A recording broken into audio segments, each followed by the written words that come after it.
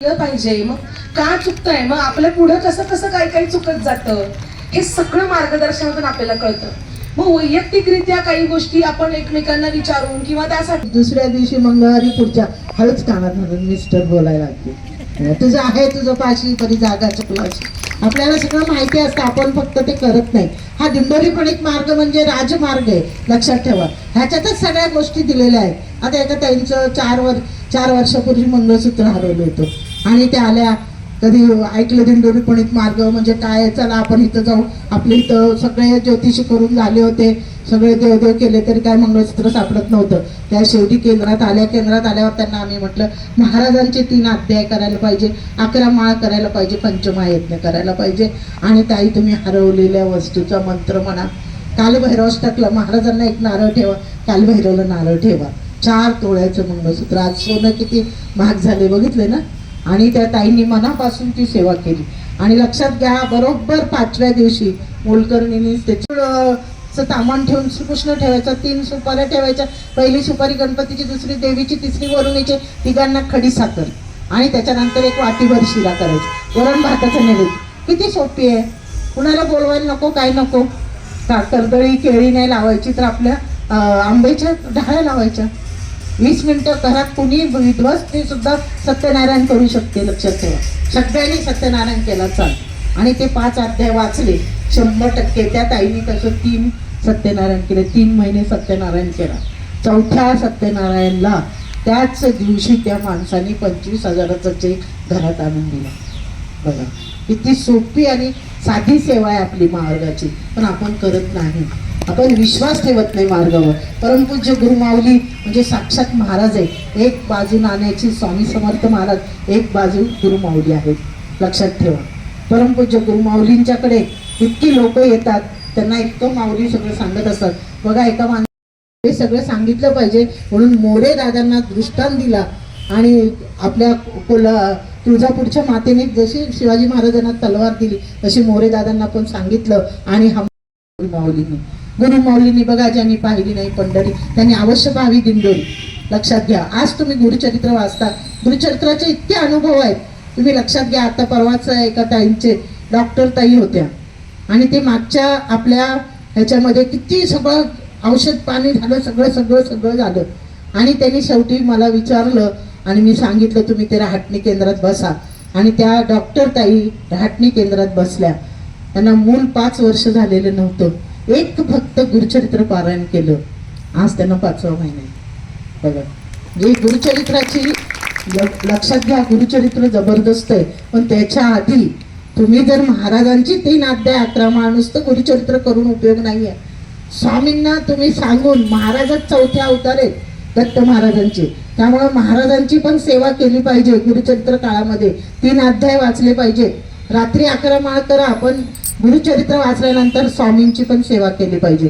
बघा परवा आमच्या एका दादाला कोरोनामुळे त्याची तरी शांतपणे झोपतो. म्हणजे सगळ्यात महत्त्वाचं आहे की आपल्यामध्ये सगळ्या गोष्टी आहेत, लक्षात घ्या. आपल्या नित्यसेवासारखी सेवा नाही आहे. बघा आपल्याला आता माझ्याकडे एक मुलगा आला होता, पण बॉस मला इतकं बोलतो म्हणे, टाकून टोकून सारखं बोलत असतो. इतर लोकांना बोलत नाही, मलाच खूप बोलतो म्हणे. आणि मी तर खूप चांगलं काम करतो. मी म्हटलं असं कर, पहिल्यांदा तू स्वामींना एक नारळ ठेव, नंतर कालभैरवला जा. तिथं गेल्यानंतर नारळ ठेव, महाराजांना सांग की मी कालभैरवला जातो. आणि त्या साहेबाचं नाव सांग महाराजांना म्हटलं. आणि कालभैरवला पण जा म्हटलं. कालभैरवला पण तो गेला आणि त्यांनी तिथं, आणि मी काय त्याला सांगितलं, ती जी उदी आहे ती तुझ्या साहेबाच्या नावाने फोन उत्तरेकडं. ह्या बाबांनी काय केलं माहिती का, ती उदी घेतली, साहेबांच्या ऑफिसमध्ये गेला, केबिन मध्ये, तिथनं मला फोन करतो, कुठं फुंकू. म्हणलं आता माझ्या कानात फुंक, म्हणलं आता माझ्या कानात फुंक. अरे वेड्या म्हटलं, तिकडेच फुंकायचे ना, इकडे कसं तू डायरेक्ट साहेबाला समजलं तर तुझं जीव घेईल म्हटलं. म्हणजे एक छोट्या गोष्टी असतात त्या आपल्याला समजत नाही. बघा एक ताई आल्या म्हटल्या खूप कर्ज झालं. आता कर्ज झाल्यावर माऊली काय म्हणतात की श्रीयंत्र आपल्याकडे असलं पाहिजे. त्यात विष्णू गायत्री, लक्ष्मी गायत्री, कुबेर मंत्र, श्री सुक्त आणि व्यंकटेश स्तोत्र हे वाचले की कर्जाचा डोंगर कमी होतो. आणि सत्यनारायण पूजा दर पौर्णिमेला जर तुम्ही केली 100% कर्ज आपलं कमी होतं. लक्षात घ्या. एक ताई आल्या, म्हटलं माझं लो कर्ज झालं, म्हटल्या खूप मला त्रास होतोय. मी म्हटलं ताई 3 अध्याय करा, 11 माळ करा, पंचमहायज्ञ करा आणि श्री सुक्त वाचा म्हटलं. बघा म्हणता 1 महिन्यामध्ये तुमचं कर्ज थोडं थोडं नील होत जाईल. त्या ताई प्रगट झाले, त्या पादुकांच्या वरती बसले आणि ताईंचे अश्रू पुसले. तर काही खरी घडलेली गोष्ट आहे मुंबईमध्ये. आणि म्हणे 2 दिवसांनी तुला कुणीही काही बोलणार नाही, तुझा सगळा त्रास संपला.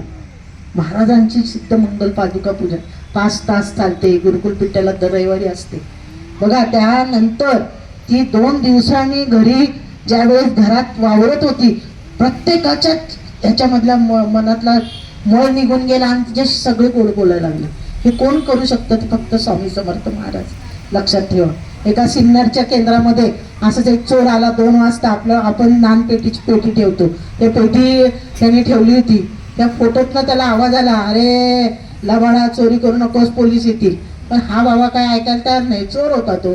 त्याने सगळी पेटी फोडली, सगळं त्या पोत्यामध्ये ते पैसे भरले आणि त्याच्यानंतर परत आवाज आला, अरे बाबा चोरी करू नको, पोलीस येतील. पण काय ऐकलं नाही. बाहेर आला, बाहेर पोलिसांची गाडी त्याला पकडली. पकडल्यावर तो म्हटला, अहो या सिन्नर मधल्या मी लय देवाच्या चोऱ्या केल्यात म्हटला. कुठलाच बाबा बोलला नाही. हा बाबालाही जागृत आहे म्हणे, खोटून बोलला म्हटलं. आणि हा बाबा जागृत आहे म्हटले, यांनी सांगितलं चोरी करू नको, पोलिसाची गाडी. खरंच की हो तुम्ही आला म्हणे, आजपासून मी याचा सेवेकरी झाला म्हटला. आजपासून मी काय चोरी करणार नाही म्हटला. म्हणजे बघा, स्वामी समर्थ मै गयाने मै जिंदा हूं. ह्या जगामध्ये लक्षात ठेवा. सारसबागचा मी नेहमी सगळ्यांना अनुभव सांगते. एक छोटा मुलगा होता, कॉलेजमध्ये जात होता. तो मासिकाचं काम करायचा. आपल्याकडे आता मासिक मी 2 वर्षापासून करते. अचानक महाराजांनी मला आठवण करून दिली. ती पावतीचं महत्व सांगतेय, जे अन्नदानाचं सांगत असतो वेळोवेळी. आणि तो आता आठवला मला अचानक. मी बरोबर वर्षभराचा आढावा घेतला आणि माझ्या बिझनेसची ग्रोथ बघितली एकंदरीत. आता जो माझा बिझनेस, मला आता जास्त काही सांगावं पण नाही लागत. आणि सगळे सेवेकरीच आहेत आपले बिझनेसचे घरगुती. म्हणजे छोटंसं महाराजांनी मला सुरू करून दिलंय. तर रोपटाचा वृक्ष हळूहळू होत आहे, पण त्या पावतीचं महत्व आहे. आणि ताईंनी ती सेवा छोटीशी सांगितली, आपण पण आचरणात. आम्ही नुसतं सांगतो, म्हणजे मी महत्व मार्गदर्शनाचं सांगतेय. सेवेक मी प्रश्नोत्तर महाराज आपल्याकडनं करून घेत असतात, पण जेव्हा आपण स्वतः पण फॉलो करतो आणि ते स्वतः आचरणात पण आणायचं असतं. म्हणजे आमच्याकडनं छोट्या छोट्या सेवा, हे असं ऐकल्यामुळे एकच मी फक्त फॉलो केलं. आणि आपल्याला सवय असते, आपण गुरुपीठवर गेलो, अन्नदान करत असतो, पावत्या करत असतो, पण ती पावती ठेवा तुम्ही तिजोरीत, हे ताईंकडनं आलं होतं. आणि ती खरंच माझ्याकडे पावती सासऱ्यांच्या नावे केलेली आहे मी. आणि ती खरंच आत्ता जो वर्षभरात मी माझा जो बिझनेस वाढलाय ते खरंच महाराजांच्या कृपेने. आणि एक छोटासा तोडगा होता, आणि हे तोडगे आता जे ऐकले खरंच फॉलो करा.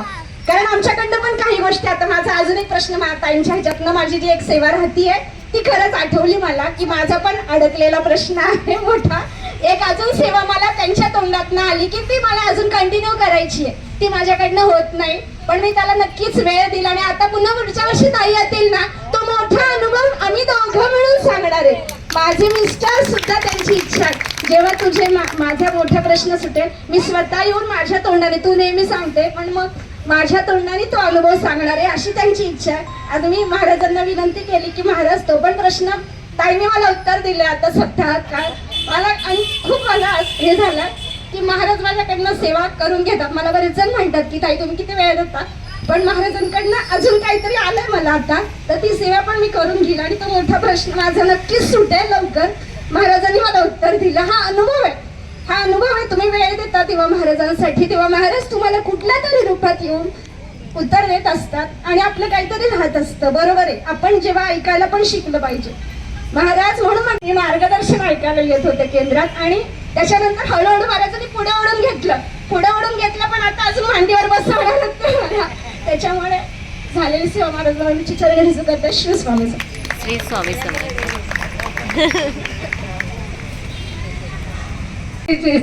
सगळं आपल्याकडेच असतं, आपण बघत नाही. आपल्याला इतके अनुभव देऊन जातात महाराज की आपण ते ऑब्झर्व करत नाही. जे नाहीये ना त्याच्याकडे आपण जास्त अट्रॅक्ट होतो. आपल्याला हे नाही मिळालं आपल्याला, पण जे मिळालं त्याच्यात समाधान माना ना. नेक्स्ट दुसरं मिळतं, नक्की 100% मिळतं. जे आहे त्याचं कौतुक करायचं शिका. आहे माझ्याकडे, नाही हे नकार घंटा सोडा, नाहीचा पाडा लावू नका. झालंय, छान आहे, माझं छान आहे, छानच आहे, छान होणार, छान करणार माझं महाराज, हे तुम्हाला खात्री पाहिजे.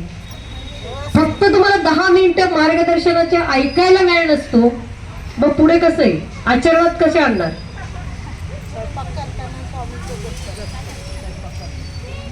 हे अनुभव काय, तोडगे का सांगितले जातात, ते आचरणात आणण्यासाठीच सांगितलेलं जातं. गुरुर् ब्रह्मा गुरुर्विष्णू गुरुर्देवो महेश्वरा गुरु साक्षात परब्रह्म तस्मै श्री गुरवे नमः. श्री स्वामी समर्थ महाराज की जय. श्री गुरुदेव दत्त. श्री त्र्यंबकेश्वर महाराज की जय. गंगा गोदावरी माता की जय. सद्गुरु परम पूज्य मोरे दादा की जय. श्री स्वामी समर्थ गुरु माऊली की जय. भारत माता की जय. उदयोस्तु श्री महाकाली महालक्ष्मी महासरस्वती राजराजेश्वरी आई साहेब. श्री अंबा माता की जय. श्री अंबा माता की जय. श्री अंबा माता की जय. भारत माता की जय. श्री काळभैरवनाथ महाराज की जय. श्री जोगेश्वरी माता की जय. आज 5 वर्ष जवळजवळ झाली आपण ही सेवा करतोय, नाहीतर या सेवेपासून वंचित राहिलो असतो. 700 लोक